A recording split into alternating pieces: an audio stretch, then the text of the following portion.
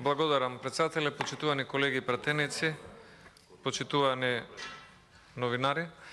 Јас би сакал да дадам еден предлог, процедурално, и сметам дека ќе излезе во пресрет и на досегашните забелешки дадени од претходните дискутанти. Прво, во Македонија има закон за државјанство и проблемот не е во одредбите, туку проблемот е во неговата примена. Зошто? Затоа што луѓе кои што заслужиле државјанство и може би имаат тука жителство 10 или 20 години, не добиле државјанство, а луѓе кои што не заслужиле државјанство, како Седат Пекер, Игор Вукотич, Марко Герти, добро познати на заменик министрот за внатрешни работи, добиле државјанство, а не го заслужиле. Затоа сметам дека пред да дискутираме за една ваква важна тема, добро е да дискутираме за одговорноста на луѓето кои што ги оставиле без државјанство оние кои што го заслужуваат, а им дале државјанство на 215 меѓународни наркомафијаши кои што не го заслужуваат. И затоа мојот процедурален предлог и минатиот пат, кога овој предлог закон беше без европско знаменце, па сега се случи одеднаш да биде со европско знаменце. Европското знаменце се користи како џогер за бришење на грешките кои што ги прави владеачкото мнозинство во собранието. Мојот предлог е дека треба прво да се организира една јавна дискусија согласно членот 147 од Деловникот.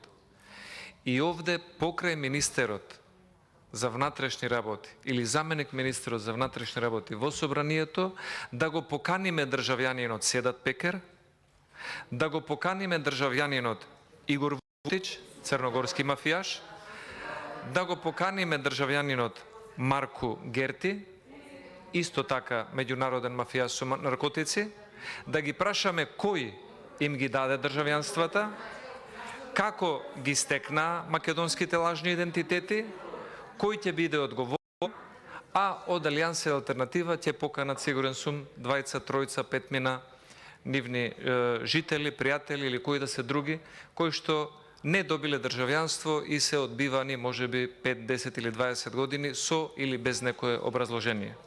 Затоа мислам дека една јавна дискусија нас може да ни помогне за да видиме каде се грешките во примената на законот за државјанство и злоупотребите. Како може Седат Пекер да биде државјанин на Република Македонија? Како може најголемиот црногорски мафијаш Игор Вукотич да биде државјанин на Македонија со украден лажен идентитет? И може би тој лажен идентитет да му припаѓа на некој кој што во моментов нема државјанство, а го заслужува. Затоа сметам дека без да ја утврдиме одговорноста во злоупотребата на доделувањето државјанства на меѓународни мафијаши и одговорноста за недоделувањето на државјанства на луѓе кои што го заслужиле, а го немаат, ние џабе ќе расправаме за следни закони и норми, доколку нема одговорност и идните закони и норми ќе се злоупотребуваат како што биле злоупотребувани и во минатото.